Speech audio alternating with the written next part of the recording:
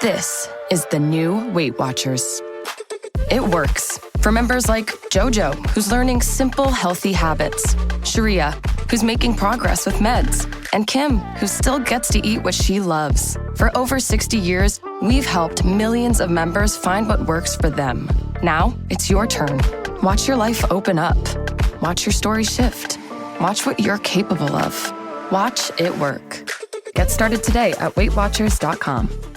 If you're a podcast host, listen up, this one's for you. My name is Allie Jackson. I'm the host of Finding Mr. Height, a dating and relationship podcast that I've been doing for 4 years now, sharing my positive and practical approach to dating that's built on my own life experience. And I wanted to share another experience that I've had, my secret behind monetizing my show. It's called Red Circle, and I was just telling my colleague about how much I love their platform. With Red Circle, not only am I getting a seamless hosting experience, but I also love the support I receive in ad sales. It's not just typical ad sales either. It's targeted opportunities based on my show and my life. And the platform is super simple. You just set your preferences and Red Circle matches you with sponsors that align with your show. You can vet every opportunity and their platform gives you great analytics. More recently too, my Red Circle team has brought me opportunities outside of my podcast on social media to really augment the podcast partnerships, bring them full circle. I just can't recommend them enough. If you want to give it a try, go to redcircle.com to get your free trial. That's redcircle.com for a free trial. Welcome to the Get Certified Together, created as part of Technicove, a free knowledge-sharing website based in London. If you love our content, please like and subscribe from your favorite podcast player. Reach out to us via www.technicove.com for suggestions and collaborations.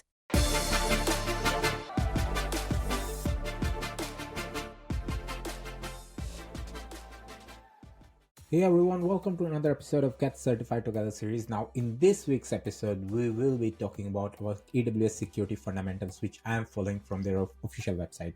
I will try to cover up all the topics today because they are not big and they are just an overview of the concepts, which anyhow we will be deep diving into our main episodes as we go on.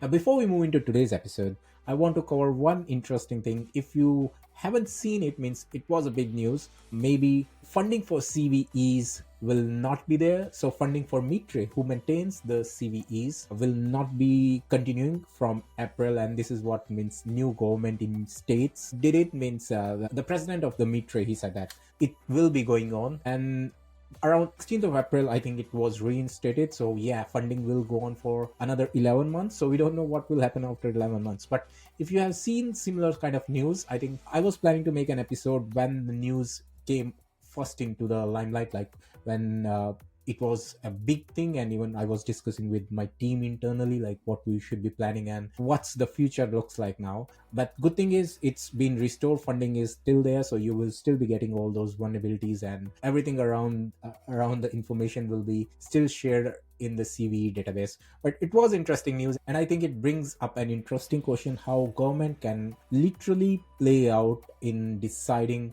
what should be secured and what should not. And it's around the cloud architect as well, because environmental factors is a big thing these days, and cloud data center, they cost us a lot of not only money, but they also impact the environment, especially the nearby environment, and as well as of course the whole discussion around global warming and climate change.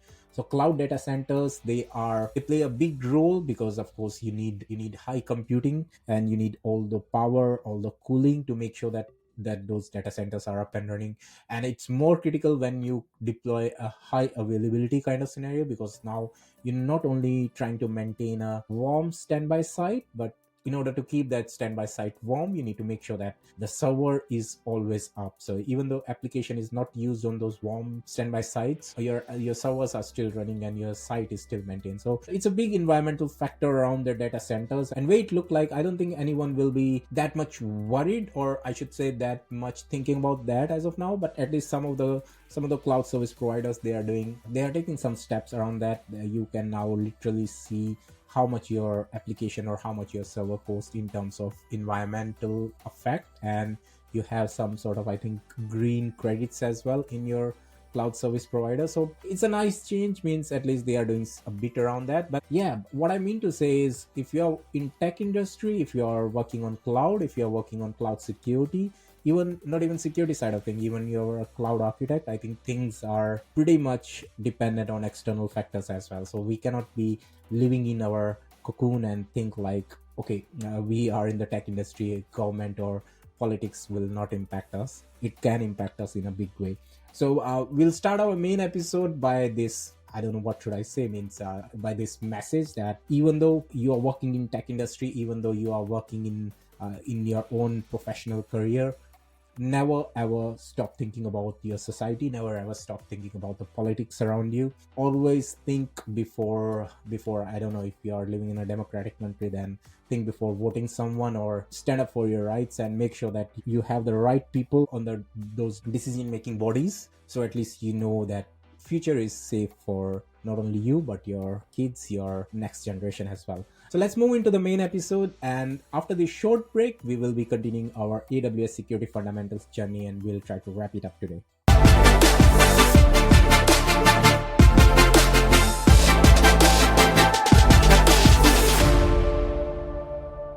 All right, welcome back. So let's start with this week's episode. And we have already covered bits around security, share responsibility model. We have covered IAM briefly in the last week episode.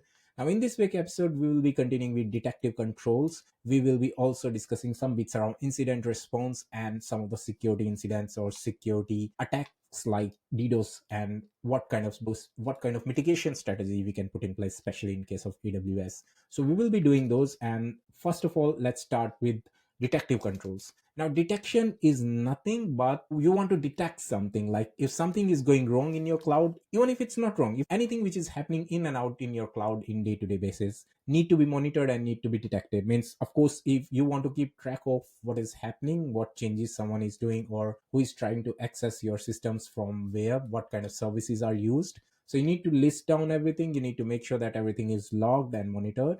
CloudTrail from AWS provide a nice way to log all the API calls. By API calls, I mean everything is on internet, because of course cloud is nothing but something which you can access from broadly from network.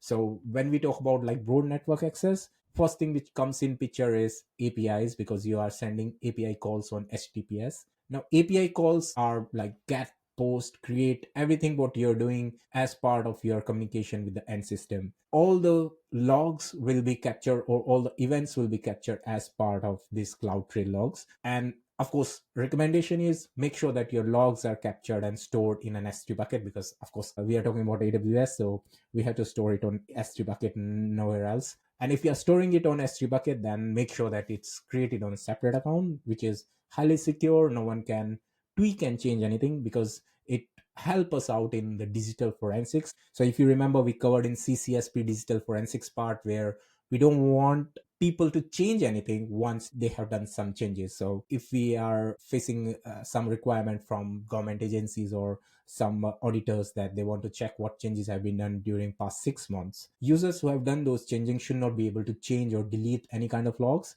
and they can only do it if the logs are captured and sent to a third location. And in case of AWS, you can create a separate account which is part of your organization, and that account will be then, of course, will be highly controlled and secure, and only few specific people will be having rights to access that. All the logs from CloudTrail will be sent and stored there in the S3 bucket. Of course, you can have different life cycle around the S3 bucket, so you can maybe use Glacier, or you can store it in deep storage, so it don't cost you every day. Because if you store in standard S3 bucket as a standard S3 object, then it will cost you more compared to if you transition it to a different stage or a different way of storing, so you can create an infrequent access and all those sort of things.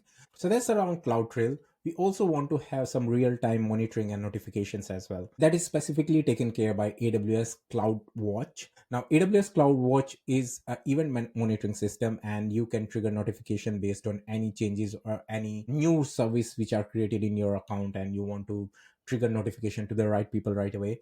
So you can do all those sort of nice things using CloudWatch. Of course, you can have monitoring as well. So for example, around CPU utilization, or what kind of traffic in and out is going, and if you want to have some sort of threshold, and after that threshold you again want a notification to you, or maybe if you want to shut down your instances or your EC2 to save the cost, all those scenarios will be taken care by CloudWatch. So it's a nice service, but just to understand, it's different from CloudTrail. CloudTrail was keeping the logs of all the API calls. CloudWatch is more towards event monitoring, and if you want to send notifications around any sort of changes or any sort of things which are happening inside your instance as well. So you can install a CloudWatch agent inside your instance, and you will get nice notification around CPU utilization, memory utilization, all those sort of things.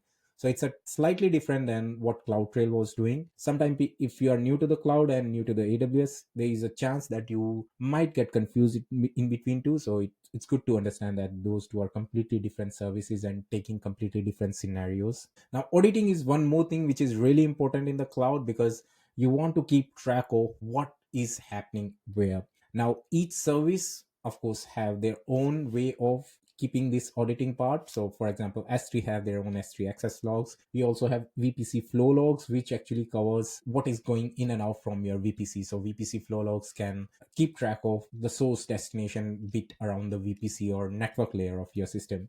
We also have AWS guard duty. Now, guard duty is nothing but it's a kind of parameter security which is there, and if any changes or if you suspect that there is any threat to your system in AWS, you can get notification triggered via AWS guard duty. I think AWS guard duty we will cover quite extensively as part of our AWS security professional certification. Another is AWS Trusted Advisor, which is more towards, I think, cloud architect or as a sysadmin side of thing, because it gives you nice suggestions around like you are using a specific instance which need to be scaled up because it's not having enough resources provided, or you need to spec up the instance. So Trusted Advisor provide all those sort of advisories around your setup, and it's of course nice to have, because doesn't matter how many years since you are working in the cloud, but every day is new, you learn something new, and it's good to have some sort of AWS trusted service which is giving you advices day in day out.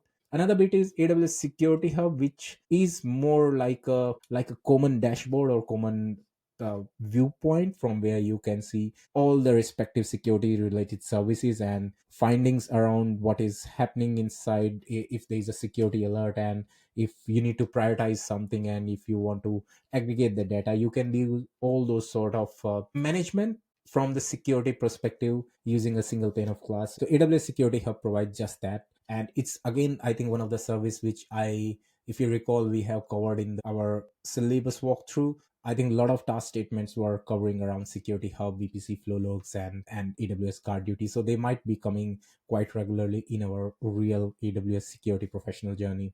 Now, AWS config is one of the interesting tool which personally I have never worked, but when reading about it, I was just like slamming myself why I still haven't tested it, because it's a continuous monitoring and assessment service, and it provide with you a nice again data around whether your services or the infrastructure which you have built onto the cloud is following all the compliance. And if you are facing some challenges, or if you think that there are some issues, it will send you a real-time alert, and you can then straight away fix that compliance issue. So if you, for example, open port 22 from access to anywhere, then it's a security issue, because you shouldn't be doing it as part of your security recommendation. So you will get some notification or some trigger around AWS config from using that. So AWS config is a nice tool. At least I found it really interesting, and I will be really testing it in my environment, and I think it should be worth using to even in my day job as well. So AWS config is one interesting tool which is part of AWS security. Now next topic is infrastructure protection. Infrastructure protection is nothing but isolating your resource. What I mean by that is, if you are deploying an EC2 instance onto the AWS, then make sure that it's not connected directly to the internet. Make sure you use NAT gateway. We have controls like NACLs, like security groups. Those need to be providing some sort of defense in that controls, so you cannot access it from internet is one thing. And then even if you are providing access internally via some of your internal VPCs or maybe your on-prem, make sure only relevant ports and relevant IP addresses are allowed. So that's one of the thing as part of infrastructure protection. Another bit which is quite regularly missed, but I think maybe it's more common now, is around how you are creating the resource at the first place. So infrastructure as a code is a one thing which we all should be using as part of deploying anything onto the cloud. Now Terraform is a nice tool which do that, But of course, we are reading about AWS, so we have to think from AWS provided services. And one of the services is AWS CloudFormation. AWS CloudFormation is a nice tool. When I started my AWS journey, I actually started from CloudFormation, and I liked it because it covered a lot of use cases which even Terraform doesn't provide. What I hated about it is it's really hard to maintain the kind of state you have in Terraform. So by state, what I mean is if you're new to the Terraform or infrastructure as code, then state is nothing but whatever resources you are creating as part of your code is stored in a nice file which you call as state. If something happened to your infrastructure, you can just recreate the whole stack using that state, and it's as easy as that. And you don't have to just think about, even if someone is changing anything onto the cloud directly, like doing something manually, you can revert everything using your that state reference file. So state drift is a big issue in CloudFormation, because at least I found it a big issue. Maybe people who are using more like advanced way of having CloudFormation, they might be finding it easy, but I found that it's troublesome in that way. But of course, it's a nice tool and it covers all the services and it covers all the use cases of the AWS. So CloudFormation is a nice tool to build and create your infrastructure. So infrastructure as a code is a key thing. Another protection around infrastructure is how you're accessing that. By how you're accessing is not on the port and protocols which we already covered using security groups and NACLs. It's more into what sort of inventory management you're doing for your cloud services. AWS have this system manager, which we will cover in, I think, in the main task statements as well. So AWS System Manager provide all those use cases around patch management, inventory management. There's a service for accessing as well. I think it was SSM. So yeah, you can use all those different scenarios. Configuration management also you can do. So even you can run your Ansible playbooks by storing the playbooks on S3. And this system manager will help you run the playbooks, like help you run the commands inside your system. So you have to just write the documents around that. And then if you run those documents, they will be triggered directly in your instances. So no one have to log into the instance ever. You can just run everything remotely using this nice service. So AWS System Manager plays a key role in terms of infrastructure protection. And if you are into the cloud, if you're new to the cloud, then I think this is something which we all should look into.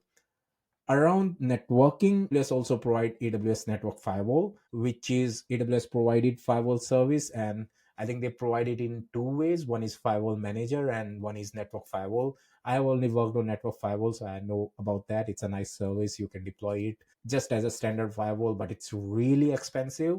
But of course, it helps you a lot if you don't have a third-party vendor provided firewall onto the cloud. I recall one of the issue with the AWS network firewall is it doesn't cover layer 7, so you cannot do application level blockers. But of course, it's a start to securing cloud services onto the parameter by placing a simple firewall onto the. Another key aspect is how you're connecting to the cloud. So by cloud, I mean how you're connected to infrastructure. So it's always good to use Direct Connect or AWS, the site-to-site VPNs, and Cloud WAN, VPC endpoints. Those are some of the private AWS services which you can use, and you can keep everything onto the AWS backbone network instead of going via internet. So it's good to use those services. I mean, site-to-site VPN go via internet in a way, but at least it's still encapsulated and everything is encrypted in a tunnel.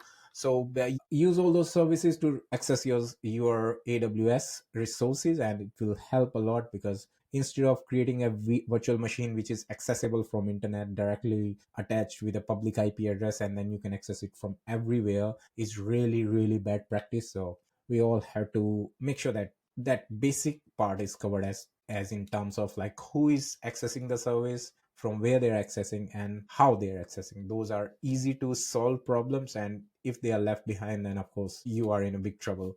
So that's around infrastructure protection. Let's cover a bit about incident response as well. Now, any sort of incident which is happening onto the cloud is very tricky in a way, because you don't have direct access to the volumes, you do not have direct access to the storage devices, you do not have direct access to the hardware on which the machine is running. So of course you have to rely on whatever AWS is providing as part of their services. So for example, for EBS volumes, you can use like disk configuration. You can extract the disk configuration right there and then itself.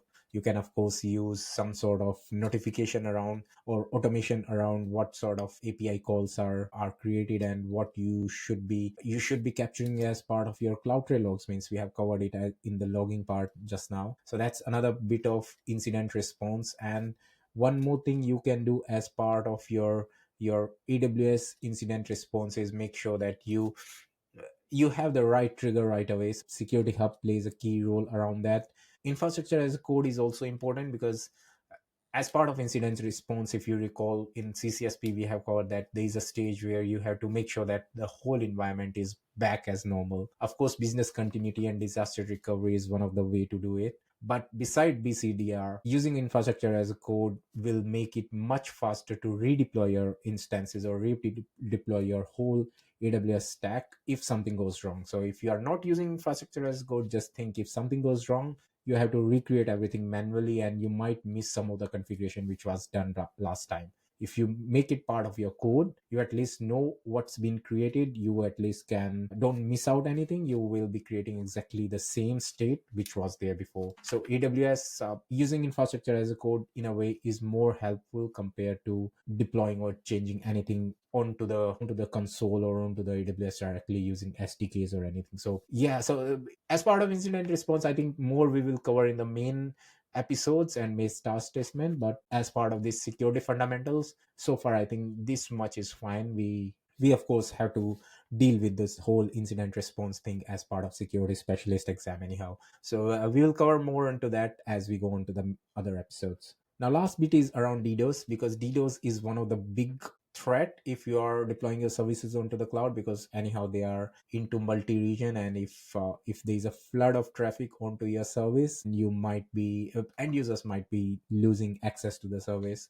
So that's the whole point of DDoS, and in order to mitigate it, I think AWS Route 53 is a good use case, because anyhow if you use AWS Route 53, then you are using DNS onto the AWS and you can control and manage all the domains and all the networking around those domains via Route 53. AWS CloudFront is another key service which plays a big role in DDoS mitigation, because using CloudFront you are creating a edge location from where you can serve the local geo traffic like locally from that region. So you don't have to send everything to your main application location. You can serve the local user locally on that geographical location using AWS CloudFront. So you can use all of these services as part of your improving and making sure that you are mitigating the risk associated with DDoS, and you are making sure that even if there is a flood of traffic or even if someone tries to attack your application, you still can serve the end users without any service delay or service lag. All right, last bit is around AWS well architected framework. Now AWS well architected framework, I think I mentioned in a couple of episodes back as well that it's a nice documentation around what you should be creating as part of any use case, and AWS provide these documents and you can just follow them. There is no need to reinvent the wheel. Just follow their recommended design and you can tweak it according to your organization requirement. There is an AWS well architected framing tool as well. I'll put the link in the show notes, and you can use that tool to of course create a custom design and make sure that all the use cases which you are thinking in your brain are covered using that well architected framework. There is a whole resource around well architected framework which I found just now. Let me just read about it. Yeah, so it's a AWS well architected framework overview, which is a nice document, I should say a digital course. It's a 3 hour long and it gives a foundation around AWS well architected frameworks. When I was preparing for this week's episode, I was actually planning to start to the main topics from next week on. But moment I saw this, because this is actually covered as part of one of the key resource which you have to use as part of your certification preparation. So we will be covering this now from next week onwards, because we are done with our security basics today. So let's start on AWS well architected foundations from now on. And I will be going through this 3 hour long duration of this digital course, and I'll be sharing with you crux and summarize form of what are the key outcomes from the course and what you should be learning as part of your security examination. So we will be going through from next week on around AWS Well Architected Foundation. And make sure you listen to that episode because it will be getting really interesting, because I would like to design stuff onto the cloud. So we are learning the security part of it now, but before security comes the design and deployment phase. So I think well architected foundation will be a really nice topic to cover, and I will be reading through it and I will be sharing knowledge as I go on. So thanks for listening to this week's episode. And if you like my content and if you think that this is really useful for you guys, then of course you can like, subscribe, and share to your friends. If not, then still thanks for listening and thanks for continuously supporting me. All right, goodbye and good luck. Thanks for listening to this episode. Follow the show so you don't miss out, as we deliver piping hot topics every week.